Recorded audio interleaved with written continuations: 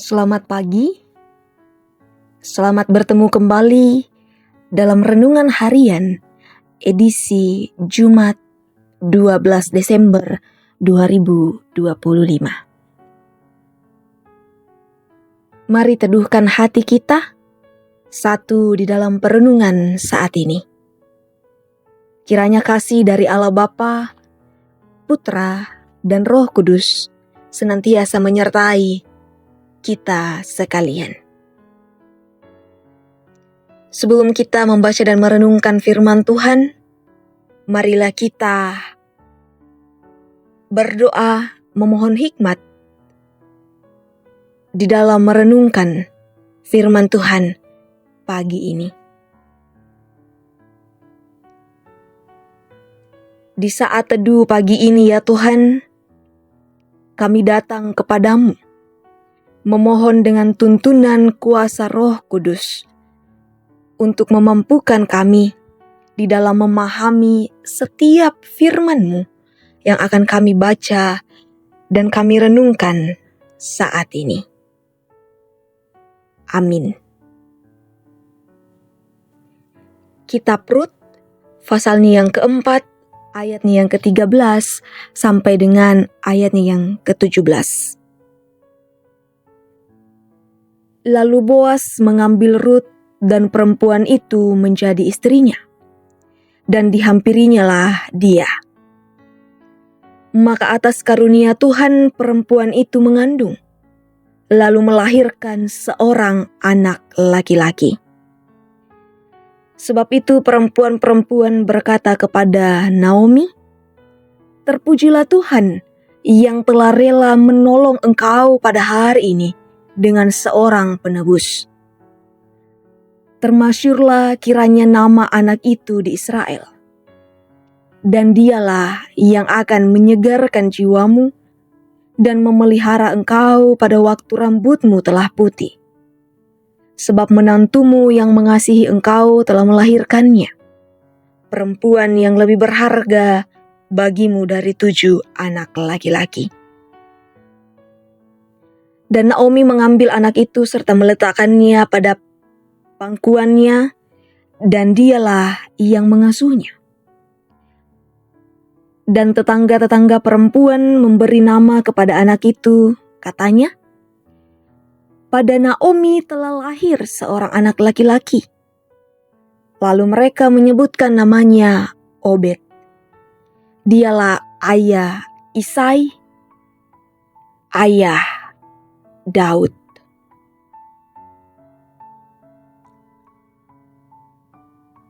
Tuhan tidak pernah meninggalkanmu. Itulah tema perenungan kita dalam Renungan Harian edisi hari ini.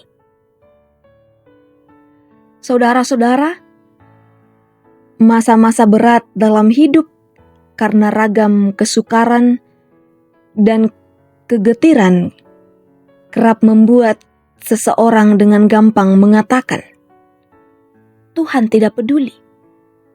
Tuhan telah meninggalkan." Pada titik inilah banyak orang putus asa dan tidak lagi peduli akan Tuhan maupun akan firman-Nya.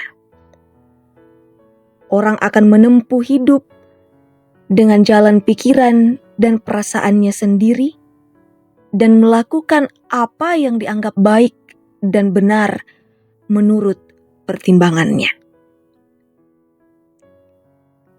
Kepahitan hidup yang dialami oleh Naomi telah membuatnya begitu kecewa dan amat terluka, sehingga ia berkata kepada kerabatnya, "Jangan panggil aku Naomi, panggil aku Marah. Sebab Yang Maha Kuasa telah membuat hidupku pahit dan telah bersaksi melawan aku." Tentu saja, luka-luka batin yang dialami Naomi dapat membuatnya berpaling dari Tuhan. Tetapi saudara-saudara, apakah Tuhan sungguh telah meninggalkannya? peristiwa tampilnya Boas sebagai penebus hak Elimelek dan Naomi, serta kesediaan Boas untuk memperistrikan Rut yang kemudian melahirkan Obed baginya. Itu adalah wujud nyata bahwa sesungguhnya Tuhan tidak pernah meninggalkan Naomi ataupun meninggalkan umatnya. Dan lewat kelahiran Obed, umat sedang menyaksikan rencana Allah yang besar atas mereka dan atas bangsa-bangsa. Sebab dari Obed inilah kemudian lahir Isai, ayah Raja Daud. Karena itu, perempuan-perempuan yang datang menjumpai Naomi dan Rut mengajak Naomi untuk memuji Tuhan atas anugerahnya, terlebih atas kesetiaannya. Saudara-saudara, begitupun dengan kehidupan yang kita jalani. Memang tidak pernah mudah. Kita bisa terluka,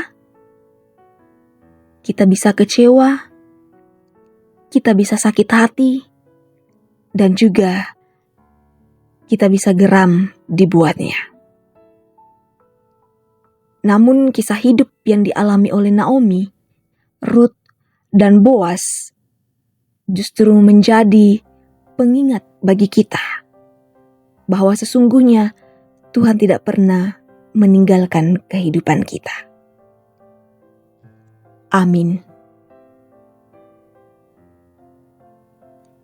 Saudara, marilah kita berdoa. Ya Allah Tritunggal, kami percaya bahwa Engkau tidak pernah meninggalkan kehidupan kami. Dan atas perlindungan-Mu, sepanjang malam tadi, Engkau menyertai kami dalam peristirahatan kami. Dan kami bersyukur sebab cinta kasih-Mu selalu nyata dan selalu baru di dalam kehidupan kami.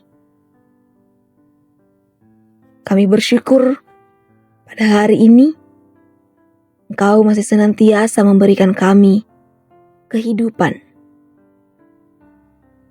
yang indah untuk kami jalani. Dan kini saatnya kami akan memulai segala aktivitas kami yang Engkau percayakan di dalam kehidupan kami ini.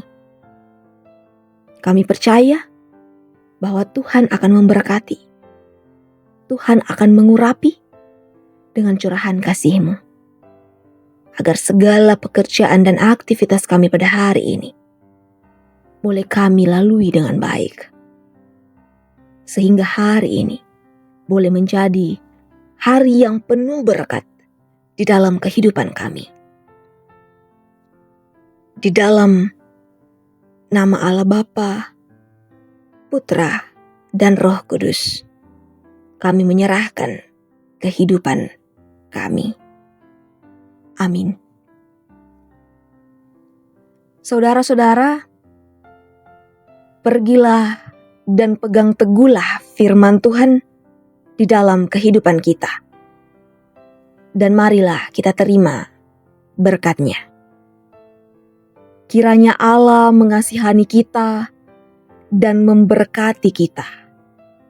Kiranya Ia menyinari kita dengan wajah-Nya. Amin.